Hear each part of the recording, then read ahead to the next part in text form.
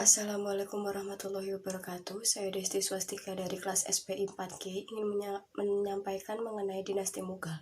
Dinasti Mughal berdiri seperempat abad sesudah berdirinya dinasti Syafawi. Jadi, di antara ketiga kerajaan besar Islam tersebut, kerajaan inilah yang termuda. Dinasti Mughal bukanlah kerajaan Islam pertama di anak benua India. Ibrahim Lodi atau cucu Sultan Lodi, Sultan Delhi terakhir, memenjarakan sejumlah bangsawan yang menentangnya. Hal ini memicu pertempuran antara Ibrahim Lodi dengan Zahiruddin Babur, cucu Timur Leng, di Panipas pada tahun 1526 Masehi. Pada tanggal 21 April 1526 Masehi terjadilah pertempuran yang dahsyat di Panipas. Ibrahim Lodi beserta ribuan tentaranya terbunuh dalam pertempuran itu. Babur memasuki kota Delhi sebagai pemenang dan menegakkan pemerintahannya di sana.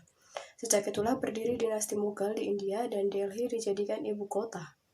Dinasti ini memiliki sultan-sultan besar dan terkenal pada abad ke-17, yaitu Akbar pada tahun 1556 sampai 1606, Jahangir 1605 sampai 1627, Shah Jahan 1628 sampai 1658, dan Aurangzeb pada tahun 1659 sampai 1707.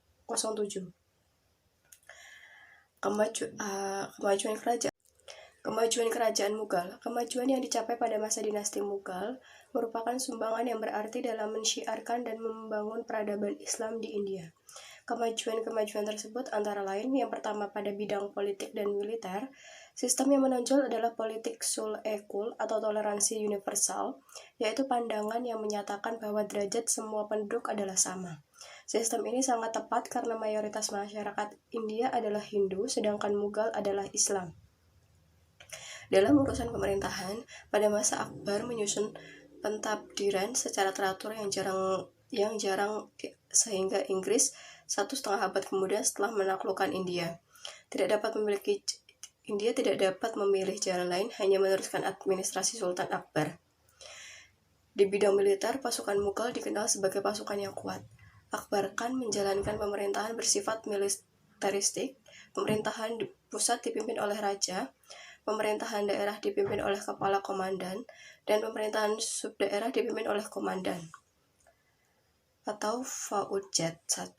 Di samping itu, Akbar pun membentuk din ilahi dan juga mendirikan masyabdari atau lembaga pelayanan umum yang berkewajiban sejumlah pasukan. 2. Bidang ekonomi. Kontribusi Mughal di bidang ekonomi adalah memajukan pertanian, terutama untuk tanaman padi, kacang, tebu, rempah-rempah, tembakau, dan kapas. Di samping pertanian, pemerintahan juga memajukan industri tenun, pertambangan, dan perdagangan. Di samping untuk kebutuhan dalam negeri, hasil industri ini banyak diekspor ke luar negeri seperti Eropa, Arabia, dan Asia Tenggara bersamaan dengan hasil kerajinan seperti pakaian tenun dan kain tipis bahan gorden yang banyak diproduksi di Gujarat dan Bengal. Untuk meningkatkan produksi, Jahangir mengizinkan Inggris pada tahun 1611 Masehi dan Belanda pada tahun 1617 Masehi mendirikan pabrik pengolahan hasil pertanian di Surat. 3. Bidang seni dan arsitektur. Ciri yang menonjol dari arsitektur Mughal adalah pemakaian ukiran dan marmer yang timbul dengan kombinasi warna-warni. Bangunan sejarah yang ditinggalkan periode ini adalah Taj Mahal di Agra, Benteng Merah, Jama Masjid, istana-istana, dan gedung-gedung pemerintahan di Delhi. Sementara dalam bidang sastra yang paling menonjol adalah karya gubahan penyair istana, baik yang berbahasa Persia maupun berbahasa India. Pada masa Akbar berkembang bahasa Urdu, yang merupakan perpaduan dari berbagai bahasa yang ada di India. Penyair India yang terkenal adalah Malik Muhammad Jayadi, seorang sastrawan Sufi yang menghasilkan karya besar yang berjudul Padmavat, sebuah karya alegoris yang mengandung pesan kebajikan jiwa manusia. Karya seni yang masih dapat dinikmati sekarang dan merupakan karya seni terbesar yang dicapai kerajaan Mughal adalah karya-karya arsitektur yang indah dan mengagumkan. Pada masa Akbar dibangun istana Fatpur, Sikri di Sikri, villa dan masjid-masjid yang indah. Pada masa Shah Jahan dibangun masjid berlapiskan mutiara dan Taj Mahal di Agra. Masjid Raya Delhi dan Istana Indah di Lahore. Yang keempat, bidang ilmu pengetahuan. Di bidang pengetahuan, kebahasaan Akbar telah menjadikan 3 bahasa nasional, yaitu bahasa Arab sebagai bahasa agama, bahasa Turki sebagai bahasa bangsawan, dan bahasa Persia sebagai bahasa istana kesusastraan. Di bidang ilmu agama, berhasil dikodifikasikan hukum Islam yang dikenal sebagai Sabuan Fatma Alamgri. Kemudian, kemunduran dan kehancuran kerajaan Mughal.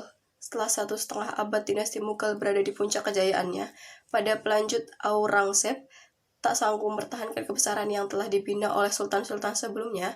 Pada abad ke-18 Masehi, kerajaan ini memasuki masa-masa kemunduran.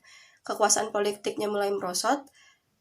Suksesi kepemimpinan di tingkat pusat menjadi ajang perebutan. Gerakan separatis Hindu di India Tengah, Sikh di belahan utara, dan Islam di bagian timur semakin lama semakin mengancam. Pada masa Aurangzeb, pemberontakan terhadap pemerintah pusat memang sudah muncul, tetapi dapat diatasi. Pemberontakan itu bermula dari tindakan-tindakan Aurangzeb yang dengan keras menerapkan pemikiran Puritanisme. Setelah ia wafat, penerusnya rata-rata lemah dan tidak mampu menghadapi problema yang ditinggalkan. Sementara itu, para pedagang Inggris (EIC) untuk pertama kalinya diizinkan oleh Jahangir menanamkan modal di India yang didukung oleh kekuatan bersenjata menjadi semakin kuat menguasai wilayah pantai. Ada beberapa faktor yang menyebabkan kekuasaan dinasti Mughal itu mundur pada 1,5 abad terakhir dan membawa kepadanya kehancuran pada tahun 1858 Masehi, yaitu terjadi stagnasi dalam pembinaan kekuatan militer, sehingga operasi militer Inggris di wilayah-wilayah pantai tidak dapat segera dipantau oleh kekuatan maritim Mughal. Begitu juga kekuatan pasukan darat, bahkan kurang terampil dalam mengoperasikan persenjataan buatan Mughal sendiri. Yang kedua, kemerosotan moral dan hidup mewah di kalangan elit politik, yang mengakibatkan pemborosan dan penggunaan uang negara. Yang ketiga, pendekatan Aurangzeb yang terlampau kasar dalam melaksanakan ide-ide Puritan dan kecenderungan asketisnya, sehingga konflik antar agama sangat sukar diatasi oleh sultan-sultan sebelumnya. Selanjutnya, semua pewaris tahta kerajaan pada paruh terakhir adalah orang-orang lemah dalam bidang kepemimpinannya. Sekian sejarah yang dapat disampaikan pada kerajaan Mughal, yakni kemajuan dan kemunduran pada kerajaan Mughal. Dan sekarang saya akan membahas hal yang menarik dari sekian banyaknya sejarah, yakni kisah yang tidak bisa ditinggalkan begitu saja, yakni mengenai Raja Mughal Jalaluddin Akbar beserta Ratu Juda. Selain percintaan, banyak pelajaran yang dapat diambil dari kisah tersebut. Satu, yakni jangan terlalu membenci seseorang. Yang kedua, cantik saja tidak cukup. Wanita butuh kecerdasan untuk menaklukkan laki-laki. Di samping laki-laki yang sukses, ada wanita hebat yang bersamanya. Lalu kesalahan yang berulang harus ditindak dengan tegas. Bukan tentang siapa dia, tapi bagaimana seharusnya. Sekian dari saya. Wassalamualaikum warahmatullahi wabarakatuh.